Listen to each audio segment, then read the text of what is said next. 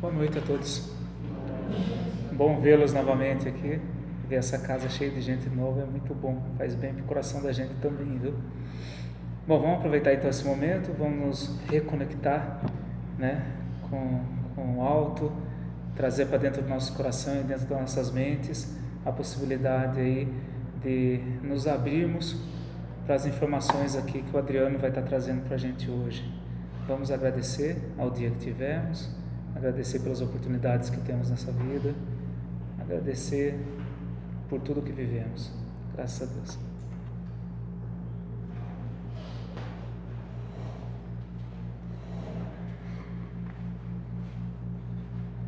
Boa noite a todos. Hoje nós vamos continuar, estudando o capítulo 5 do Evangelho segundo o Espiritismo. É a terceira parte, a parte final da nossa preleção sobre esse tema. E o capítulo 5 é Bem-aventurados os aflitos. Esse capítulo realmente é um capítulo bastante extenso, muito complexo, e a gente tem estudado ele de forma fracionada, mas é um tema que é muito importante na nossa vida, no nosso dia a dia, A gente sempre se pega pensando nas aflições, nos tormentos que nós vivenciamos, que a vida nos coloca, as situações em geral, e sempre vem essa passagem do Evangelho, bem-aventurados os aflitos. Só que é importante que a gente entenda bem essa questão e esse sentido do aflito, porque a gente carrega um estigma muito grande, desde muito tempo, afinal, desde as últimas encarnações, para cá, todo mundo tem a ideia do cristianismo muito afincada na mente, a ideia da igreja, a ideia da Gênese, do Velho Testamento, onde nós fomos expulsos do paraíso, onde existe um pecado original, então a gente está sempre pagando, sofrendo, e aí vem o Cristo e diz, bem-aventurados os aflitos. Automaticamente a gente faz a associação, se eu sofro, então significa que eu estou sofrendo, eu vou ficar melhor na vida seguinte ou no amanhã, já que eu estou sofrendo, Então a gente faz inconscientemente, às vezes involuntariamente, uma associação de que se eu sofro, as coisas melhoram, Só que não é bem por aí, Não foi isso que o Cristo quis dizer com bem-aventurados os aflitos, Porque aflito, se você pegar na definição mesmo, eu até trouxe aqui a definição, do nossa língua portuguesa, que não difere muito das outras por definição. Aí diz assim: aflito é aquilo ou que está em aflição, angústia, preocupado, torturado, ou quem está muito ansioso, agoniado, inquieto, Inquieto é uma palavra bem interessante, sinônimo do aflito. Se a gente for parar para entender o que Jesus veio fazer há 2000 anos atrás, Ele veio nos mostrar de forma prática, porque Ele vivenciou, uma outra forma de viver, uma outra forma de pensar e uma outra forma de entendermos Deus, o nosso Pai. Tirou a visão de um Deus punitivo, vingativo, rancoroso, e trouxe o Deus do amor, explicando que todas as leis se resumiam na lei do amor, que é a lei principal do nosso Pai. Automaticamente ele mostrou uma nova forma da gente seguir, uma nova forma da gente viver, a boa nova que se espalhou, e nisso ele deixava muito claro: as pessoas que querem se modificar, as pessoas que buscam se melhorar, as pessoas que têm essa vontade, elas a têm porque estão aflitos. Mas não aflito no sentido de dor, sofrimento, tortura. Não, está aflito porque está inquieto. Percebe que as coisas podem ser diferentes, devem ser diferentes. E eu não sei o que eu faço, eu quero ser diferente, eu quero ser melhor. E aí, para quem eu vou?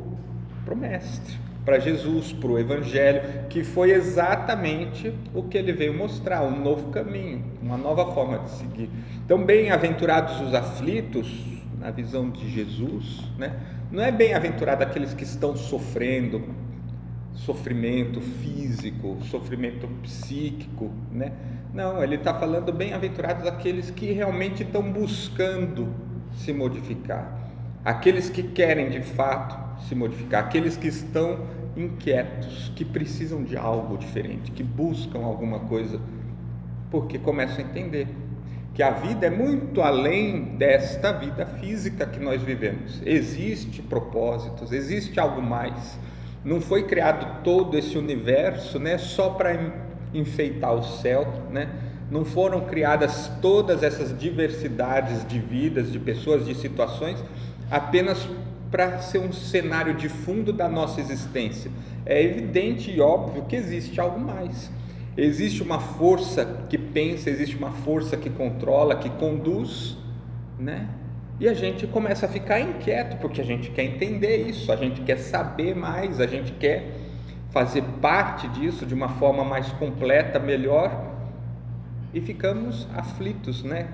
Bem-aventurados os aflitos, aqueles que realmente querem mudar. Então, partindo desse ponto de vista, né, nós vamos observar aqui os itens 23, 24, 25 até o 31, né?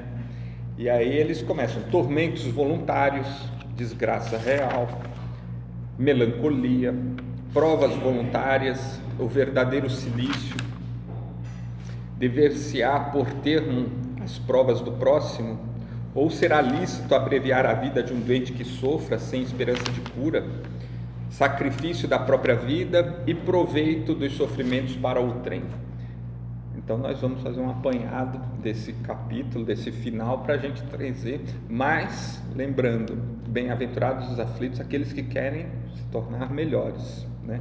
Então, passando dessa situação, olhando por isso, a gente vai entender um pouquinho melhor tormentos voluntários. Muitas vezes nós nos pegamos analisando as nossas vidas, e quem nunca ouviu aquela frasezinha que diz: ah, eu joguei pedra na cruz, né? Certeza que eu joguei pedra na cruz, né? Quem nunca ouviu aquilo lá, a pessoa dizer assim: ah, esse é meu karma, eu preciso passar por isso, né? Minha vida é assim mesmo, Pessoas se conformando, pessoas aceitando o atual estado em que estão e se condicionando em colocar razão naquela situação, como se aquilo viesse oriundo de uma vida anterior. Pois bem, como que isso se enquadra em tormentos voluntários? Nós encarnamos, né? Nascemos novamente, sem memória, sem lembrar de nada do que aconteceu nas vidas anteriores, né? Pelo menos a grande maioria, né, das pessoas não tem memória nem lembrança das vidas anteriores, né? E a gente não sabe como nós estávamos antes de encarnarmos. A gente não sabe. A gente não sabe qual foi o nosso comprometimento. A gente não sabe o que nós nos propusemos a fazer, a vivenciar. Mas mergulhamos de novo na carne, num novo corpo, numa nova existência, porque queríamos crescer. Queríamos nos tornar melhores. E como é que eu vou crescer e me tornar melhor, né? Vivenciando experiências. Muitas vezes essas experiências são difíceis, são sofridas, né? São dolorosas, mas não é uma obrigação tê-las, mas nós, por opção, livre-arbítrio, né? Executamos o desejo de passá-las e viemos à carne. Aí o que seriam esses tormentos voluntários? Eu me preparo, eu me programo e eu decido: olha, preciso passar por determinadas situações para entender melhor o que me faz falta. Às vezes, por exemplo, eu venho numa situação, encarno numa situação de miséria monetária, financeira, falando em finanças, eu venho numa situação de miséria. Por quê? Porque nas vidas anteriores eu tive abundância de recursos e não entendi, não soube lidar com aquilo, e não foi Deus, fui eu me voluntario e digo, olha, talvez se eu tiver numa existência, uma situação assim, aí eu passe a dar valor para aquilo que eu tive e não soube dar valor. Eu passe a olhar as coisas de um outro ângulo, uma outra perspectiva. Eu passe a perceber que o dinheiro não é o importante nessa existência, nem nessa nem na próxima. E aí eu vou mudar, eu vou crescer, mas eu vou ter que me colocar nessa situação por opção, e eu faço. E o livre-arbítrio permite, a espiritualidade superior permite que nós façamos. E aí eu venho.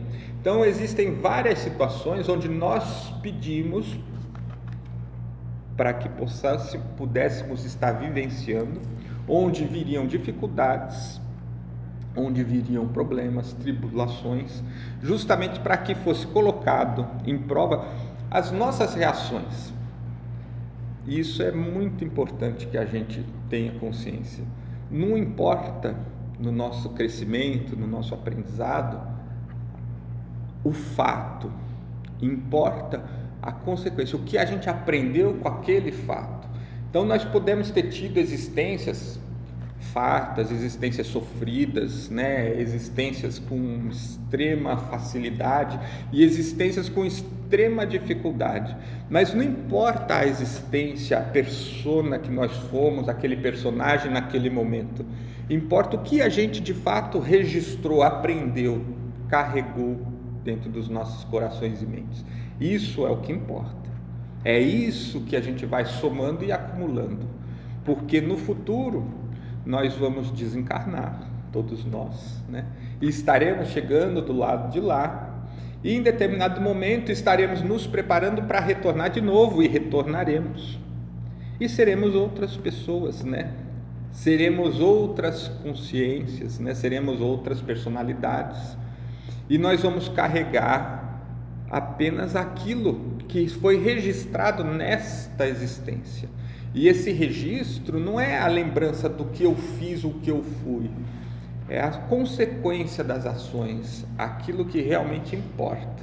Aprender o que é certo, o que é errado, as virtudes, o desenvolvimento delas, porque elas se incutem na nossa mente, elas explodem na nossa mente, porque a gente tem vontade de fazer, a gente tem vontade de seguir, mas ela nasce de forma voluntária, né? Não é controlado pela gente. Por quê? Porque a gente já carrega registros, a gente já sabe o caminho que deve seguir. Então, os tormentos voluntários, nós nos colocamos pelo nosso livre-arbítrio. Não é Deus. Deus não coloca dificuldades e nem quer. Imagine só a nossa situação. Nós somos pessoas simples, ainda ignorantes no nosso caminho evolutivo, né? Crianças dentro da vida espiritual. Mas se a gente tem um filho e esse filho erra, a gente vai querer corrigi-lo, né? A gente vai querer instruí-lo. Mas se a gente percebe que ele se arrependeu de verdade, a gente percebe que ele está fazendo força para ser diferente, que pai que pune um filho assim? Não tem punição. Você ajuda, você aproveita o momento, orienta e conduz ele para frente, né?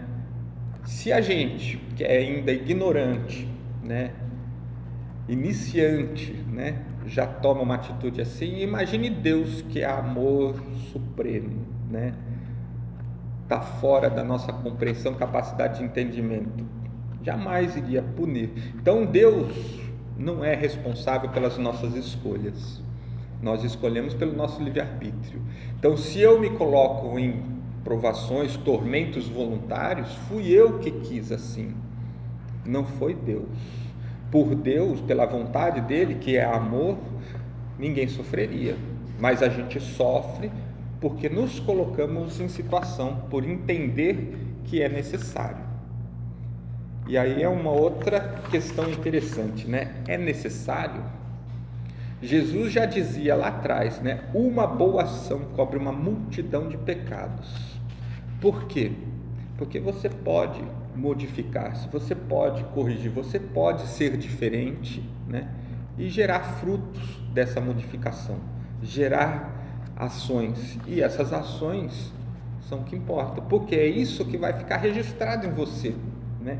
O erro você fez, registrou também a consequência do erro, e essa consequência do erro foi o que? O seu aprendizado de que aquilo era errado. E no momento que você aprendeu que aquilo é errado, você não erra mais, que era o que o Cristo disse para a adúltera, né? Vaze e não erres mais, não peques mais. Acabou. Ele não quis condená-la, não falou, olha, agora você vai ter que pagar aqui uma conta, né? Não existe, né? Então, não existe. Nós é que colocamos por entender ser necessário. Aí vem a questão da melancolia. A melancolia, no item 25, é um outro item interessante, né? Gera depressão. Muitas pessoas aí acabam acarretando e desenvolvendo processos depressivos. Às vezes nós vemos crianças pequenas já em processo, né, de início de depressão. Por que essa criatura, esse espírito está nessa situação? Por que vem esse processo depressivo? Às vezes você diz assim, não, teve uma vida normal, né? Teve acesso à educação, teve acesso a tudo como uma pessoa normal, como todos os outros, mas ele é depressivo, né?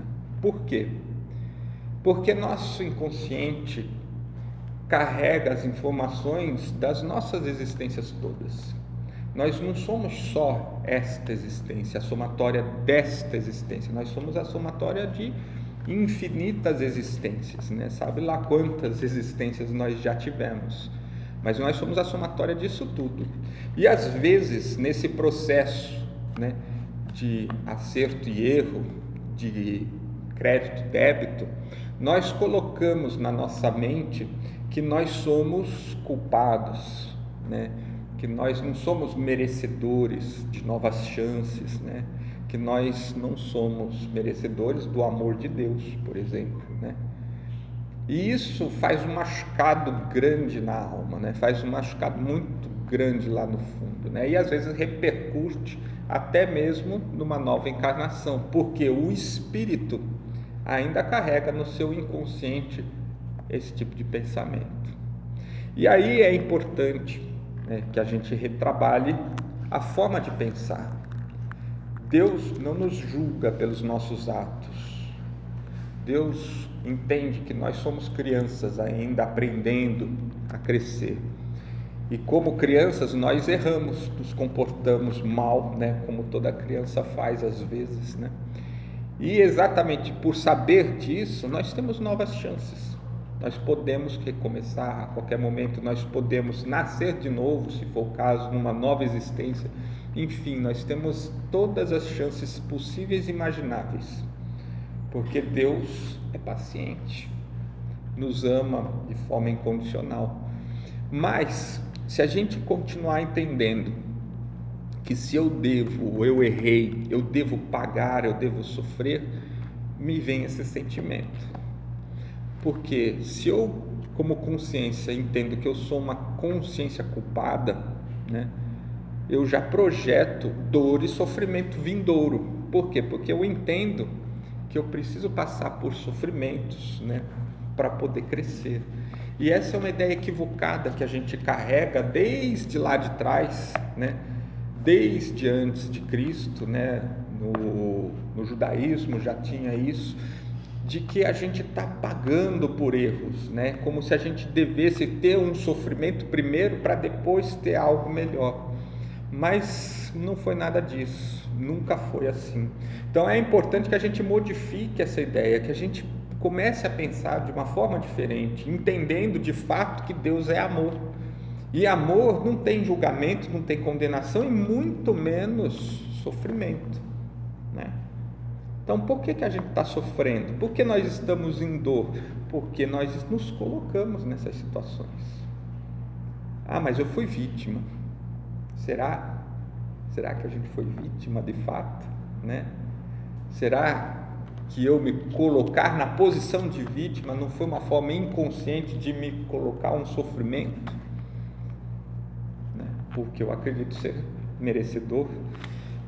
Então nós precisamos mudar a forma de entender e a forma de pensar.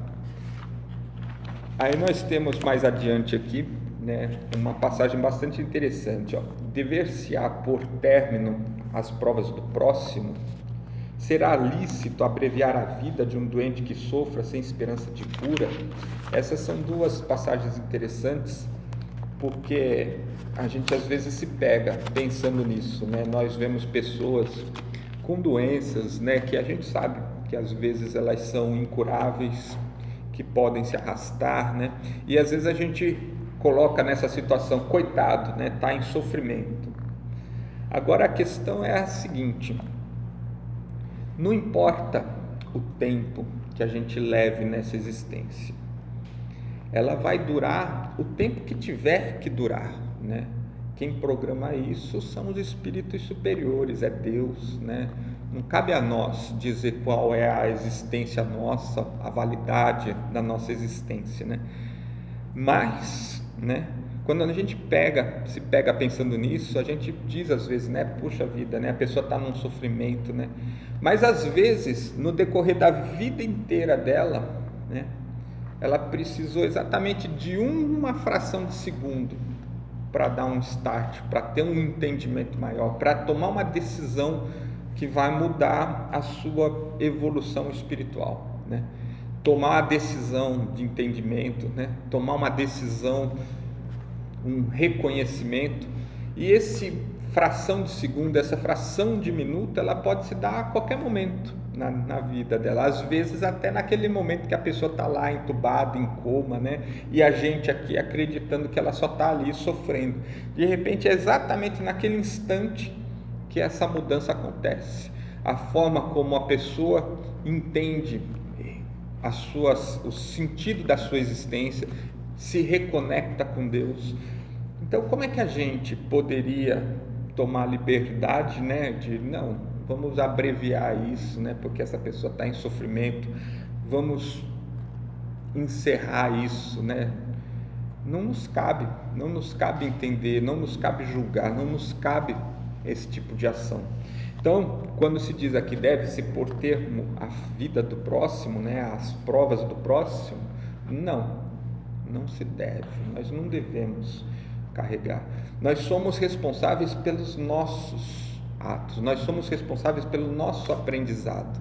Nós não devemos carregar o próximo, não podemos carregar e fazer com que o outro aprenda por nós. Não, nós só fazemos o nosso, a nossa parte. A gente pode ajudar o outro, ser modelo, ser um guia, direcionar, mas jamais fazer por ele, jamais passar por ele, né? A gente não pode, não tem como a gente interferir na existência e nas provas do próximo. A gente pode, sim, claro, e deve auxiliar, estar próximo, dar suporte para que ele continue caminhando com as próprias pernas, para que ele continue tendo forças para lidar com a sua situação, mas carregar, pôr nas costas ou abreviar, né, como é o item 28, lícito abreviar a vida de um doente, né? Diz assim, não, a gente não sabe o que está passando naquela mente, né? E essa fração de segundos aqui na vida, né, que podem ser anos para a gente, mas dentro da eternidade não passam de frações de segundos, né? Não nos cabe esse tipo de situação. Na sequência a gente tem no item 29, no item 29 até o item 31, nós falamos sobre o sacrifício da própria vida e o proveito dos sofrimentos para outrem, né? Sacrifício da própria vida. Aqui tem uma pergunta interessante que foi feita por Kardec aos espíritos. Ele pergunta: aquele que se acha desgostoso da vida, mas que não quer extingui-la por suas próprias mãos, será culpado se procurar a morte num campo de batalha, ou com o propósito de tornar útil a sua morte, né? Aí a resposta dos espíritos: que o homem se mate ele próprio, ou faça que outrem o matem, o seu propósito é sempre o de cortar o fio da existência. Há, por consequente, suicídio intencional, se não de fato. É ilusório a ideia de que sua morte servirá para alguma coisa. Isso não passa de pretexto para colorir o ato e escusá-lo aos seus próprios olhos. Se ele desejasse seriamente servir ao seu país, cuidaria de viver para defendê-lo, não procuraria morrer, pois que morto de nada mais lhe serviria. O verdadeiro devotamento consiste em não temer a morte, quando se trata de ser útil em afrontamento ao perigo, em fazer de antemão e sem pensar o sacrifício da vida, se for necessário, mas buscar a morte com premeditada intenção, expondo-se a um perigo, ainda que para prestar serviço, anula o mérito da ação. Isso é São Luís falando na Revista Espírita em 1860. Na sequência ele ainda diz assim: se um homem se expõe a um perigo iminente para salvar a vida de um de seus semelhantes, sabendo de antemão que sucumbirá, pode o seu ato ser considerado um suicídio? Aí ele diz: desde que no ato não entre a intenção de buscar a morte, não há suicídio, e sim apenas devotamento e abnegação. Embora também haja certeza de que morrerá, mas quem pode ter essa certeza? Quem poderá dizer que a providência não reserva um inesperado meio de salvação para o momento mais crítico? Não poderia ela salvar mesmo aquele que se achasse diante da boca de um canhão? Pode muitas vezes dar-se que ela levaria ao extremo limite a prova de resignação e, nesse caso, uma circunstância inopinada desvia o golpe fatal. São Luís também. Isso é interessante, porque muitas pessoas entendem, ou fazem se entender, que sacrificar-se si mesmo e sacrificar-se em prol de algo é uma causa nobre e que você está realmente ajudando, contribuindo. Mas como São Luís mesmo falou, não existe sacrifício pessoal nesse sentido, né? Se você realmente quer ser útil, como ele diz, né, trabalhe em favor, mas não o sacrifício, levar a sua vida por cabo de si mesmo, né, em prol de alguma coisa. Nós não somos senhores da nossa vida, apesar de pensarmos que somos. Somos criaturas de Deus, criados por Deus e com um propósito específico. Essa existência inteira da qual nós dispomos é o trabalho de muita gente, é o trabalho de muitos espíritos, para que nós estivéssemos aqui nesse exato instante. Todas as situações que nos envolvem, todos os dramas que nós vivenciamos, todas as situações possíveis e inimagináveis foram criadas para que a gente aprendesse alguma coisa, para que a gente crescesse. Aí você imagina quanta gente está trabalhando nisso, quanta gente está pensando nisso, quanta gente está se esforçando nisso, para a gente, num ato de egoísmo, dizer: não, eu vou jogar tudo isso fora, porque a vida é minha, né? E eu quero me sacrificar por algo, né? Você está ignorando tudo isso. Então, na realidade, né, não existe. E o proveito dos sofrimentos para o trem, que é o item 31, para que a gente possa fazer o fechamento do capítulo. Os que acreditam, ou que aceitam, resignados os sofrimentos por submissão à vontade de Deus e tendo em vistas a felicidade futura, não trabalham somente em seu próprio benefício, poderão tornar seus sofrimentos proveitosos ao trem? Aí diz: podem esses sofrimentos serem proveitos para o trem, material ou moralmente. Materialmente, se pelo trabalho, pelas privações e pelos sacrifícios que tais criaturas se impunham, contribuam para o bem-estar material de seus semelhantes. Moralmente, pelo exemplo que lhes oferece a sua submissão à vontade de Deus. Esse exemplo do poder da fé espírita pode induzir os desgraçados à resignação e salvá-los do desespero e das consequências funestas para o futuro. Então, o que ele diz aqui, né? O proveito dos sofrimentos para o trem. Quando você se abdica, quando você se sacrifica em prol dos outros, né? Aí, nessa questão desse sacrifício, a gente está falando, por exemplo, né, para que a gente possa visualizar isso, uma Madre Teresa, por exemplo, né? Ela deixa de lado toda a vida pessoal dela, né, para se dedicar no auxílio ao próximo. Ela passa por N situações de dificuldades, né, naquele tipo de serviço, naquele serviço de assistência. O exemplo dela serve para muitos, né? Para muitos que observaram, para muitos que perceberam, para muitos que entenderam o que estava acontecendo. Então, aí nesta situação, a pessoa se sacrifica, né? Se coloca em dificuldades, e esse ato acaba favorecendo e permitindo que os outros cresçam com ele. Isso sim é o que nós dizemos aqui que é o permitido. Então, quando a gente começa a praticar, entender de fato o que seriam os sacrifícios que agradam a Deus, né? Que é exatamente isso, o trabalho da caridade, onde você coloca o outro na frente de você, dos seus interesses pessoais. Quando nós projetamos desta forma, para quem está nos vendo de fora, parece que nós estamos sacrificando as nossas vidas, né? Materialmente, fisicamente, mas não é isso realmente que está acontecendo. Na verdade, nós estamos no nosso processo de crescimento e evoluindo, crescendo, nos desapegando da matéria. E por outro lado, para quem está de fora, nós estamos sacrificando, como São Francisco de Assis, né? Quando deixa tudo para trás, né? E vai ser um missionário, né? Com uma mão na frente e outra atrás, literalmente, né? Para quem vê, diz assim, nossa, como ele pôde sacrificar tudo. Mas para ele não foi sacrifício nenhum, para ele foi um momento de libertação, de crescimento, né? Mas para nós o exemplo dele serve, e nós tiramos proveito com aquele exemplo dele, a partir do momento que nós consigamos entendê-lo. E é isso que ele fecha o capítulo falando. Isso sim é válido. Este tipo de suposto sacrifício é o aceito, é o que é orientado. Então nós devemos buscar o nosso crescimento, desapegar das nossas matérias, desapegar das nossas âncoras para seguir adiante. É um tema bastante complexo, daria ainda para falar por muito tempo, né? Mas infelizmente a gente tem pouco tempo para discorrer, né? Então eu espero que possa ter passado da melhor forma possível, né?